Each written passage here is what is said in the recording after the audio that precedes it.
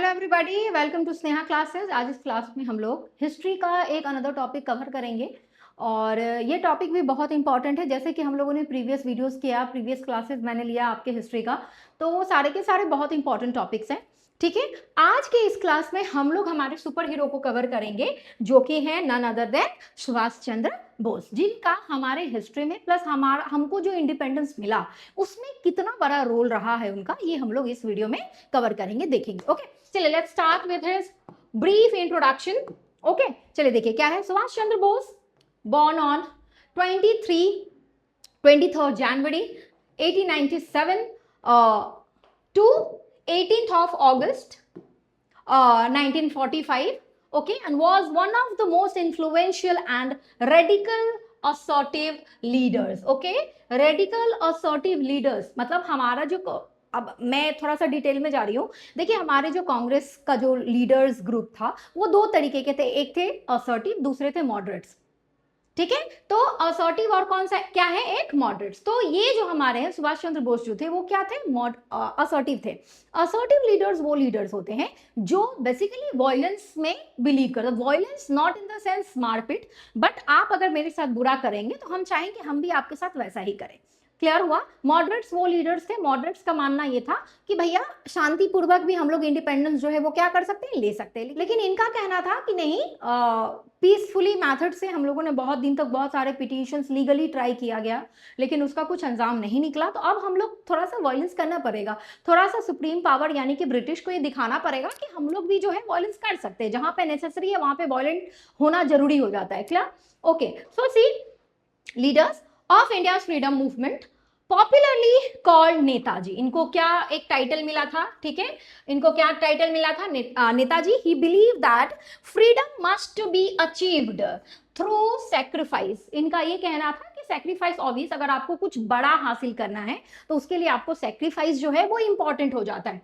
Through sacrifice and strong action, क्या करना पड़ता है, सैक्रिफाइस करना पड़ता है, प्लस उसके लिए आपको स्ट्रॉन्ग एक्शंस लेने पड़ेंगे, नॉट जस्ट पीसफुल प्रोटेस्ट। अगर आप ये सोच रहे हैं कि पीसफुली प्रोटेस्ट करके, सत्याग्रह करके, जो हड़ताल करके अगर आपको मिल जाएगी पीस, तो ये सही नहीं है। क्लियर। ओके, ये था। अब देखिए, अब हम लोग आगे देखते हैं, इनका थोड़ा सा अर्ली लाइफ देख लेते हैं। इनका चाइल्डहुड इन द सेंस कहाँ जन्म लिए, इनका जो इंट्रोडक्शन है बेसिकली इनका पर्सनल, थोड़ा सा देखिए क्या है। सबसे पहले born in Cuttack in a well educated and respected family. एक अच्छे खासे फैमिली में इनका जन्म हुआ। इनके पिताजी Janakinath Bose a successful lawyer, mother Prabhavati Devi. Okay, now studied at presidency college. ठीक है, प्रेसिडेंसी कॉलेज अभी भी है कैलकाटा में, जो बेसिकली अभी प्रेसिडेंसी यूनिवर्सिटी में कन्वर्ट हो गया है। ठीक है, एंड लेटर एट कैम्ब्रिज चले गए वो यूनिवर्सिटी इंग्लैंड, क्यों, हायर स्टडीज के लिए। क्लियर है। Now pass the Indian civil service examination in 1920 with high rank. High rank मतलब वो 4th रैंक। इनको कौन सा रैंक मिला था, 4th रैंक मिला था। आईसीएस का एग्जाम इन्होंने, इंडियन सिविल सर्विस का एग्जाम जो है इन्होंने 1920 में ही क्रैक कर लिया था, और उस समय वो एग्जामिनेशन जो है वो लंदन में होता था। ठीक है, इंडिया में उस समय एग्जामिनेशन जो है आईसीएस का नहीं होता था। जो अभी आप लोग यूपीएससी का एग्जाम जो जानते हैं, यूनियन पब्लिक सर्विस कमीशन का जो एग्जामिनेशन होता है, वो बेसिकली उस समय इंडिया में नहीं होता था। ठीक है, नाउ लेकिन ये देखिए 1920 में इन्होंने एग्जामिनेशन क्लियर किया, बट 1921 में उन्होंने क्या कर दिया, रिजाइन कर दिया। क्यों रिजाइन कर दिया, क्योंकि इनका कहना था कि अगर हम आईसीएस में जो जॉब मुझे मिल रहा है उस जॉब को अगर मैं एक्सेप्ट कर रहा हूं, इसका मतलब डायरेक्टली होता है कि मैं अपना सर्विस ब्रिटिश को दे रहा हूं। क्लियर। मैं क्या कर रहा हूं, अपना सर्विस, मेरा जो सर्विस है मैं वो किसको दे रहा हूं, मैं वो सर्विस प्रोवाइड कर रहा हूं किसको, ब्रिटिश को। ठीक है, तो ये सही नहीं है। हाँ, आप एक समय में, you can't serve 2 masters at a time. Clear. एक कहावत मतलब आपके 2 मास्टर्स नहीं हो सकते। आप अगर इंडियन है, यू शुड बी इंडियन। अगर आप किसी और कंट्री के फॉलोअर्स हैं तो आप वो फॉलो कीजिए। 2 चीज को लेके आप एक साथ नहीं चल सकते। So likewise he resigned from ICS in 1921 just to participate in our freedom movements. Clear. Now because he did not want to serve under British rule, क्योंकि वो नहीं चाहते थे क्या करें, ब्रिटिश रूल यानी कि ब्रिटिश को सर्विस प्रोवाइड करें। क्लियर हो गया। ओके, चलो देखो, अभी हाईएस्ट रैंक इनका क्या था, 4th, ये याद रखोगे, 4th रैंक से इन्होंने पास किया था। ओके, चलो देखो अभी क्या है, अभी इनका देखिए एंट्री इनटू ऑब्वियस। अब आपको पता है आईसीएस जैसा एग्जामिनेशन पास करने के बाद इनको जॉब प्रोफाइल मिला, लेकिन वो ये नहीं चाहते थे कि अपना सर्विस ब्रिटिश को दे, तो उन्होंने क्या कर दिया, अपने जॉब से रिजाइन कर दिया। बट अब इनकी एंट्री होती है हमारे पॉलिटिक्स में, क्या होता है अब देखिए, now join the Indian national Congress. Okay, Indian national Congress कब बनी थी पता है आपको, 1885 में। क्लियर, समझिए बात। इसका सबसे पहला प्रेसिडेंट, इंडियन नेशनल कांग्रेस का सबसे पहला प्रेसिडेंट कौन था, कमेंट में करके बताओगे, ठीक है। अब देखते हैं, देखो हिज पॉलिटिकल गुरु, सुभाष चंद्र बोस के भी एक पॉलिटिकल गुरु थे जो थे सीआर दास, कौन, Chittaranjan Das. Okay, he became mayor of Calcutta and later rose quickly in politics। मतलब वो पॉलिटिक्स में बहुत जल्दी इनको जो है आपको क्या बोले, अचीवमेंट्स जो है वो मिलते गए, मतलब जल्दी जल्दी ये जो है स्टेयरकेस पास करते गए। इलेक्टेड प्रेसिडेंट ऑफ कांग्रेस इन 1938 में हरिपुरा सेशन एंड 1939 में त्रिपुरी सेशन। हरिपुरा सेशन और त्रिपुरी सेशन में ये जो है लगातार प्रेसिडेंट जो है वो बनते रहे, किसका, आईएनसी का। ये 38 तो ठीक है, ये जीत गए, लेकिन 1939 में इनका जो आपका कंपटीशन था वो होने वाला था आपका पटाभी सीतारामैया के साथ, जो कि थे आपके गांधीयन मतलब गांधीयन, आप क्या बोलेंगे, गांधीयन प्लॉट में से एक थे। हाँ, मतलब गांधी जी के वो सपोर्टर थे, प्लस गांधी जी उनका बहुत ज्यादा सपोर्ट करते थे। मतलब आप जब चुनाव हो रहा था तो गांधी जी के तरफ से जो अपॉइंटेड था वो था पटाभी सीतारामैया, समझे बात, और एक तरफ थे सुभाष चंद्र बोस। लेकिन हुआ क्या, सुभाष चंद्र बोस उस इलेक्शन में जीत जाते हैं, समझे बात, वो त्रिपुरी सेशन में जो है आपका प्रेसिडेंट बन जाते हैं और सीतारामैया जो है वो हार जाते हैं। इसी पे गांधी जी एक जो है कमेंट भी देते हैं कि defeat of Sitaramayya is defeat of Gandhi, समझे बात, ठीक है। तो ये एक ऐसा चल रहा था। अभी देखिए ये क्लियर हुआ, 2 बार ये इंडियन नेशनल कांग्रेस के प्रेसिडेंट बने हैं, 1938 एंड 39। 1938 में हरिपुरा एंड 39 में 39 में आपका त्रिपुरी। क्लियर, और आप इसका याद रखोगे कि त्रिपुरी में उसके अपोजिशन में कौन थे, पटाभी सीतारामैया, जो कौन है, वो गांधीयन प्लॉट, गांधीयन फिलोसफी को फॉलो करने वाले थे। ओके, क्लियर है, ठीक है, ज्यादा जल्दी नहीं हो रहा है, आराम से सुनना है चीजों को। Basically this is all about a story, आपको history is all about story, मतलब आपको एक एक सीरीज जो है वो अच्छे से पता होना चाहिए, तभी आप लिंक करके जो है आंसर जो है अपना लिख पाइएगा, ठीक है। चलिए देखिए आगे चलें। अभी देखो,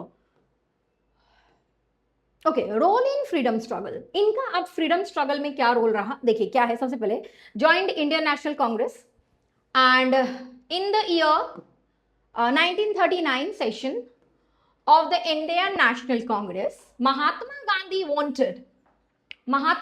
wanted Sitaramaiya, Pattabhi Sitaramayya to be the president। मैंने आगे ही आपको बताया, समझे बात।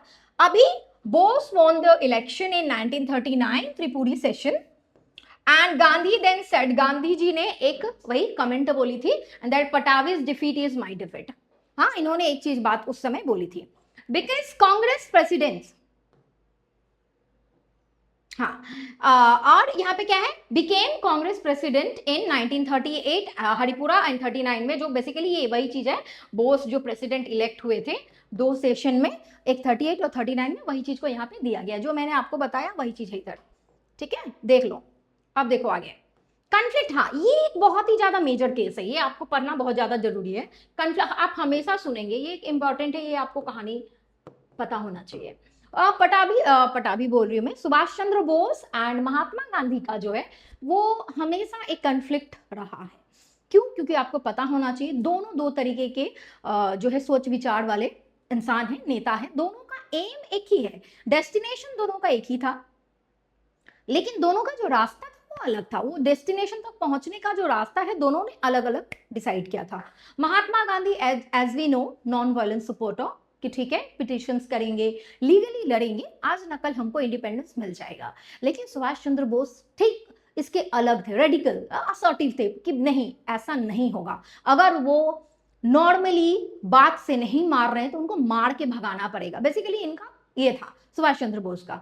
तो अगर हम लोग बात करें तो फंडामेंटली देखें तो उनमें बहुत ज्यादा कन्फ्लिक्ट था, मतलब उनकी सोच विचार जो है वो मिलता नहीं था। देखिए, हैड आइडियोलॉजिकल डिफरेंसेस, ऑब्वियस, दोनों के बीच में किस चीज का डिफरेंस था? Ideological differences with Mahatma Gandhi. Gandhi supported non violence, है ना, and boss supported militant resistance. दोनों अलग चीज को सपोर्ट करते थे। एंड ड्यू टू कन्फ्लिक्ट्स, और इसी कन्फ्लिक्ट की वजह से बोस क्या करते हैं? रिजाइन कर देते हैं। क्या चीज को? आईएनसी को रिजाइन करते हैं। कब? 1939 में, और एक अपना खुद का पार्टी बना लेते हैं जिसका नाम है फॉरवर्ड ब्लॉक। ठीक है ना, क्या बनाते हैं? Forward block in 1939। Is this clear now? Okay, समझ आई बात? चलो अभी आगे बढ़े।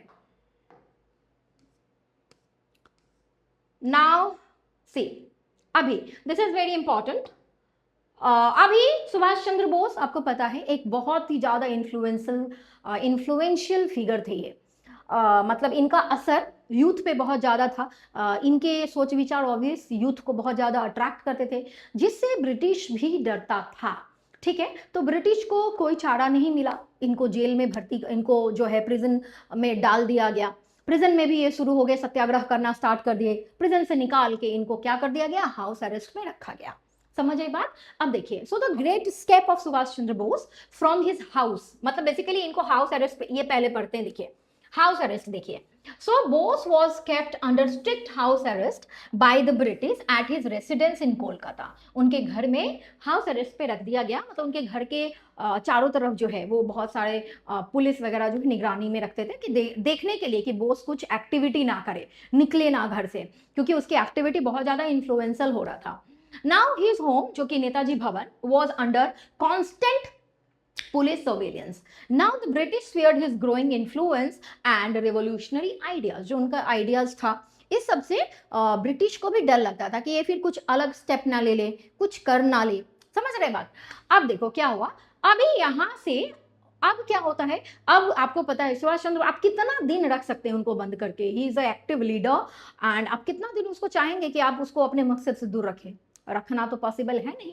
सो the great escape of Subhash Chandra Bose from his house कब हुआ? In 1941 is one of the most daring episode in the India's freedom. जो वो अपने घर से स्केप कर गए थे, भाग गए थे, अपना भेष बदल के, डिस्गाइज होके गए थे, और एक पठान का भेष उन्होंने बदला था। पठान का नाम जैबुद्दीन समथिंग कुछ उन्होंने रखा हुआ, तो वही नाम से वो निकले थे। समझ आई बात? देखिए यहाँ पे आगे देखिए क्या। हाँ, स्केप प्लान देखो। Now the escape plan. So Bose secretly planned to escape India or to seek foreign help against the British. देखिए, सबसे पहली बात, सुभाष चंद्र बोस जी को ये एहसास हो गया था कि अकेले लड़ने से होने वाला नहीं है। अगर ब्रिटिश को हराना है तो हम लोग को फॉरेन हेल्प लेना बहुत ज़्यादा जरूरी है। So he decided to escape from his house arrest. वो वहां से निकलने की कोशिश करते हैं, मतलब ऑब्वियस कोशिश क्या करते हैं? भाग जाते हैं। समझ ये बात? और किस लिए भागते हैं? वही फॉरेन सपोर्ट के लिए ही भागते हैं। Now on the night of 16th और 17th January 1941 he quietly left his house and he disguised himself as Pathan. एक मुस्लिम के भेष में वो निकल जाते हैं, जो क्या है, एक इंश्योरेंस एजेंट बन के वो निकलते हैं। He was helped by his nephew. उनको इसमें कौन मदद करता है? शिशिर कुमार घोष, नाम मत भूलिएगा। शिशिर कुमार बोस जो है उनका नेफ्यू जो है, उसको उनको जो है इस काम में मदद मिलती है उनसे। And Shishir drove him from Kolkata to Gomo, यानी कि जो कि क्या है, नाउ नेताजी सुभाष चंद्र बोस गोमो। अभी उसका नाम, टाइटल जो है चेंज कर दिया गया है। नाउ फ्रॉम देयर, वहां से बोस बॉर्डर टू ट्रेन, वहां से ट्रेन में उठते हैं, कंटिन्यूड हिज जर्नी सीक्रेटली। फिर वो वहां अपना से कंटिन्यू करते हैं। फिर वहां अफगानिस्तान के रास्ते से वो जापान पहुंचते हैं, बहुत सारी कंट्रीज को वो फेस करते हैं। देखिए आगे देखिए, हम बता दे रहे हैं। नाउ देखिए क्या है स्केप प्लान। हाँ, अभी क्या है? So he travelled across India to Peshawar. India से कहाँ जाते हैं? पेशावर, जो कि कहाँ है? अभी पाकिस्तान में है। Then he move through Afghanistan. अब वो अफगानिस्तान यानी कि काबुल से with help from underground network, कुछ अंडरग्राउंड नेटवर्क के जरिए जो है वो आगे बढ़ते जाते हैं। Finally reached way Germany where the Soviet Union. Finally Germany, देखिए जर्मनी के पास जाने से पहले वो रशिया के पास जाते हैं, रशिया से हाथ मिलाते हैं, लेकिन लेटर ऑन क्या होता है, रशिया जो है वो अलाइज को ज्वाइन कर लेता है। मतलब अलाइज यानी कि वो ब्रिटिश के साथ ही जो है वो अब लड़ेगा, तो उससे हाथ मिला के कोई फायदा होने वाला नहीं था, तो उसके अपोजिशन में कौन था, जर्मनी, समझ रहे, तो जर्मनी के साथ वो जाते हैं, मिलते हैं। ना Germany via the Soviet Union to gain international support to fight what, British rule. इनका ये मानना था कि दुश्मन का दुश्मन यानी कि मेरा दोस्त, यही वाला जो पॉलिसी उन्होंने वो उस समय जो है इस्तेमाल किया। Now to gain international support to fight British rule, later he went to Southeast Asia and lead the Indian National Army। फिर वहां पे जाते हैं, फिर वो south east Asia Indian national army lead करते हैं। 1943 में उनको इंटरनेशनल जो INA का जो है बागडोर उनको दे दिया जाता है।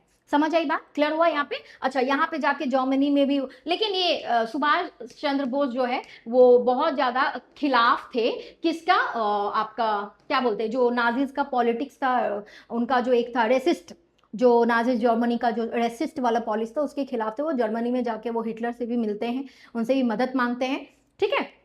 ये चीज हुआ यहाँ पे एस्केप प्लान, ओके। अब देखो यहाँ से ना INA स्टार्ट हो जाता है। INA जो है वो हम लोग नेक्स्ट क्लास में करते हैं, कमिंग क्लास में हम लोग INA देखेंगे, ठीक है।